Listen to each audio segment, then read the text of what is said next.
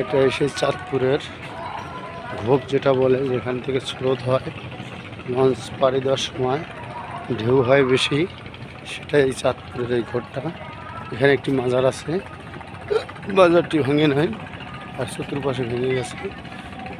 এটাই সেই গোপ, মেঘনা পদ্মা মোহনা।